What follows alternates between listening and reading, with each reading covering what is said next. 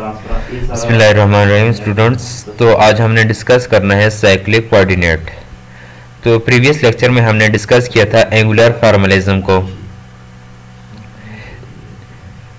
Cyclic coordinate को हम ignore able coordinate भी कह सकते हैं। Ignore able coordinate means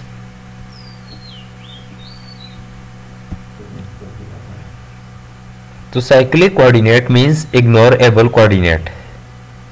A coordinate that do not appear explicitly in the Lagrangian of a system is said to be cyclic or ignorable. Previous पूरा chapter जो हमने discuss किया था तो वो लैग्रांजियन का था। तो ऐसा कोऑर्डिनेट जो कि लैग्रांजियन की फॉर्म में अपीयर ना हो तो इससे हम साइक्लिक कोऑर्डिनेट और इग्नोरेबल कह सकते हैं। तो लैग्रांजियन इक्वेशंस क्या है? D over d t into partial L over partial q dot i minus partial L over partial q dot i is equal to 0 minus partial L over partial q i is equal to 0। तो ये जो आ रहा है partial अवर partial Q, इसके साथ ये dot नहीं है। अगर क्यू आई ये हमने लिए हुए क्यू और पी जो था तो इसको कोऑर्डिनेट की फॉर्म में लिया था कि ये कोऑर्डिनेट हैं। तो अब कोऑर्डिनेट हमारे पास क्यू आई आ रहा है, तो कोऑर्डिनेट क्यू आई अगर साइक्लिक हो तो साइक्लिक कोऑर्डिनेट के लिए ये होगा partial L over partial q आई 0 हो जाएगा। अब इसी इक्वेशंस में ये पुट कर लें partial L over partial q i is equal to 0, इस टर्म को 0 पुट कर लें, partial L over partial q i is equal to 0, ये टर्म 0 हो जाएगी। D over d t is equal to partial L over partial q dot i रहेगा और partial L over partial q i is equal to 0। Partial L over partial q i किसके equal है? Momentums के equal है। तो इसकी जगह पर partial L over partial q dot आई की जगह पर मोमेंटम्स लिख लिया, जिसे कंजुगेट मोमेंटम भी कहा जाता है। अब दोनों साइड इंटीग्रल ले लें, लेफ्ट हैंड इसकी यहां पर भी इंटीग्रल अप्लाई कर लें और इस साइड भी इंटीग्रल अप्लाई कर लें।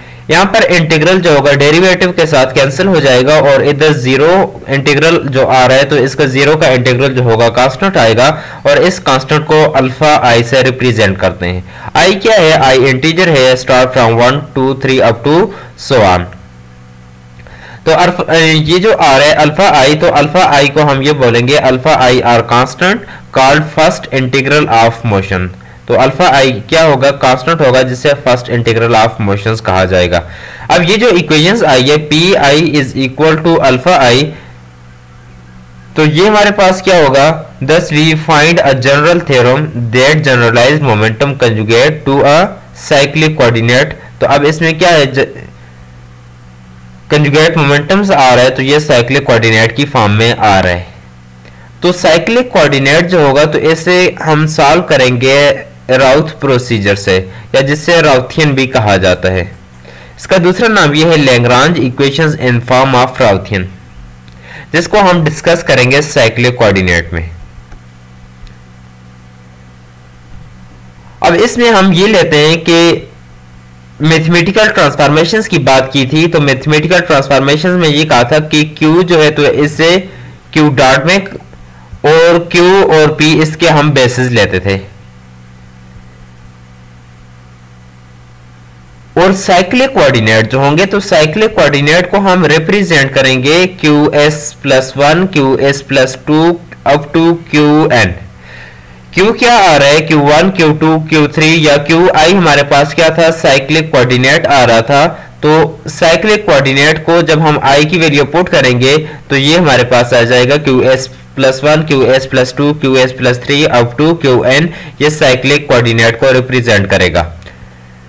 और यहाँ पर ये जो साइक्लिक कोऑर्डिनेट है तो cyclic coordinate functions of R, R क्या है? राउथियन। तो इट्स मींस दैट के cyclic coordinate is functions of Routhian. तो ये राउथियन का क्या होगा? फंक्शंस होगा।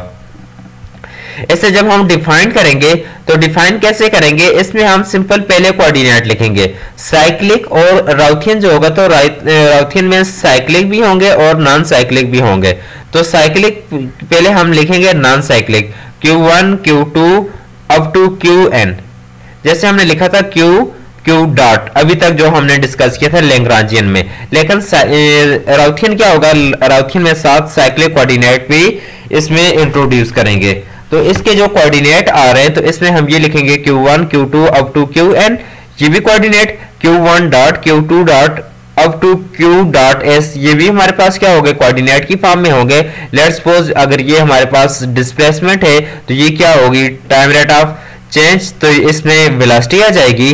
और PS+1 PS+2 up to Pn, ऊपर हमने Q से रिप्रेजेंट किया था तो यहां पर इस वजह से चेंज किया है कि साइक्लिक कोऑर्डिनेट के बगैर जो दूसरे हैं नॉन साइक्लिक कोऑर्डिनेट वो Q की फॉर्म में, और साइक्लिक कोऑर्डिनेट जो है तो उनको P इसमें रिप्रेजेंट कर लिया ताकि इसमें कंफ्यूजन ना हो।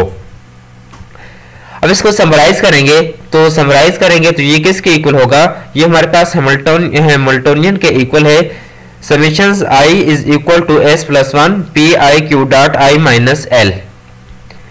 अब ये वाली जो इक्वेशंस आ रही है तो इसको हम ऐसे लिखेंगे, Routhian is equal to H cyclic means H represent कर रहा है हैमिल्टोनियंस जो कि साइक्लिक आ रहे हैं। तो पहले हम साइक्लिक को लिखेंगे, तो साइक्लिक कौन कौन से हैं, जस्ट ये वाले हमारे पास PS+1 PS+2 up to Pn and Pn, ये कौन से आ रहे हैं, तो ये साइक्लिक आ रहे हैं। और इसके बगैर जो होंगे तो हमने ये साइक्लिक यहाँ पर रिप्रेजेंट कर लिए।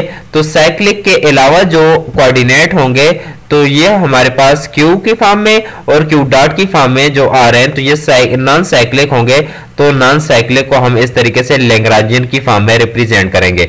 हमने साइक्लिक को जब डिफाइन किया था तो साइक्लिक के लिए ये कहा था कि साइक्लिक कोऑर्डिनेट ऐसे कोऑर्डिनेट हैं जो कि लैग्रांजियन की फॉर्म में अपीयर नहीं होंगे।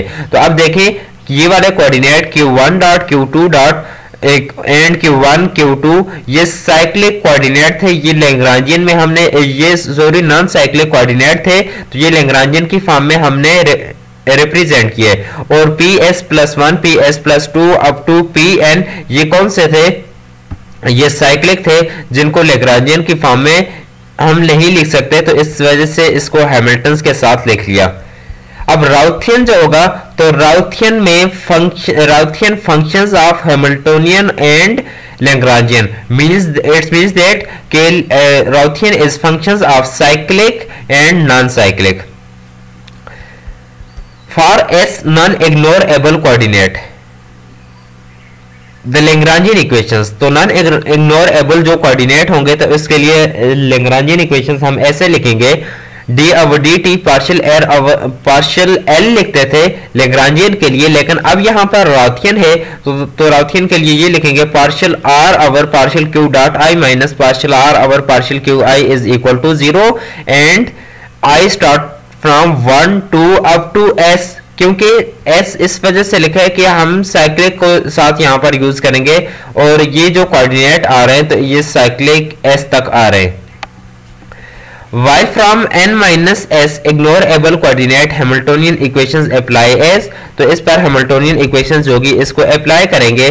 तो अब ये पार्शियल r ओवर ये वाली जो टर्म आ रही है तो इसे हम partial r over partial p आई, तो इसकी जगह पर क्या होगा partial r over partial q आई, ये वाली टर्म हमारे पास आ जाएगी partial r over partial q dot आई और इसका जो डेरिवेटिव तो साथ हम यहाँ पर ये लिख लेंगे, इसकी जगह पर आ जाएगा पी आई डॉट होगा किस वजह से, क्योंकि partial L over partial q dot आई किसके इक्वल होगा, पी आई के इक्वल, साथ डी ओवर डी टी, तो डी ओवर डी टी को यहां पर रिप्रेजेंट कर लिया तो डॉट की फॉर्म में आ जाएगा। इसमें से माइनस कॉमन लिया तो ये वाली टर्म सेकंड टर्म जो होगी partial R over partial q i, तो ये क्या होगी प्लस, और ये सेकंड टर्म जो फर्स्ट टर्म जो होगी डी ओवर डी टी वाली टर्म तो ये माइनस हो जाएगी, तो इसकी जगह पर यहां पर क्या आ जाएगा माइनस।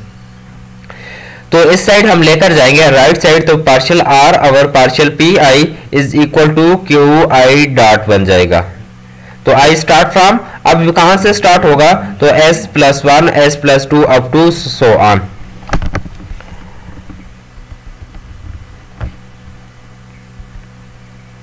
अब हम यहां पर ये लिखेंगे पोटेंशियल्स के लिए, तो पोटेंशियल्स किस इस केस में किस के इक्वल होगा, v is equal to minus k over r n के इक्वल होगा।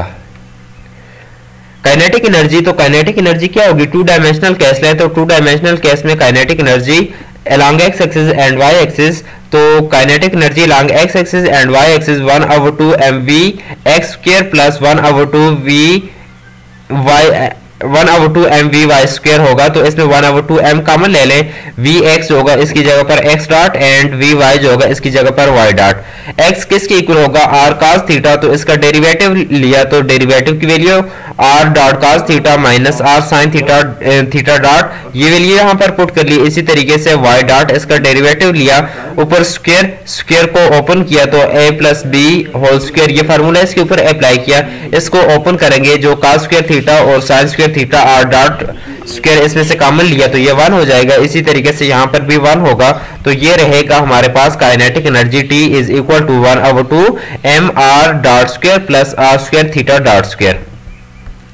लैग्रांजियन किसके इक्वल होगा, Lagrangian is difference of kinetic and potential T minus V, तो T क्या है 1/2 m r dot square plus r square theta dot square के equal है, और V क्या होगा, V पोटेंशियल होगा। राउथियन, तो राउथियन के लिए हम ये लिखेंगे, अब करना क्या है, इसको इनसाइड मल्टीप्लाई किया तो इनसाइड इसकी वैल्यू पुट कर ली VR, तो VR क्या है पोटेंशियल के, ये अभी हमने लिखा था minus k over r n के इक्वल है, इधर इससे मल्टीप्लाई किया तो ये हमारे पास इसकी वैल्यू आ जाएगी पी स्क्वायर, तो ये राउथियन हमारे पास आ जाएगा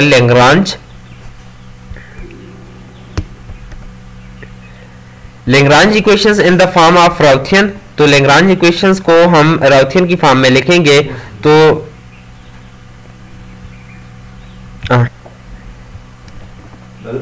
अब इसमें लैग्रांजियन इक्वेशंस को राउथियन की फॉर्म में, तो इसका हम डेरिवेटिव लेंगे with respect to r dot and with respect to r, ये वाली जो इक्वेशंस आ रही है तो इसका डेरिवेटिव लिया with respect to r dot and with respect to r, तो इस इक्वेशंस में हमने पुट किया, तो जब हमने इसका डेरिवेटिव लिया तो ये टर्म हमारे पास, इससे सॉल्व किया तो ये हमारे पास आ जाएगा। अब इसमें जो डेरिवेटिव आएगा तो इसको सिंपली सॉल्व किया, इसमें जो टर्म कैंसिल हो रही हैं उनको कैंसिल किया, क्रॉस मल्टीप्लाई कर लिया, तो लास्ट हमारे पास ये रहेगा m r double dot. M r double dot क्या है, 4 से एम ए के इक्वल है minus p square theta over m r cube plus n k over r power n plus 1 is equal to 0, तो ये क्या होगा, which is same as obtain from Lagrangian equations.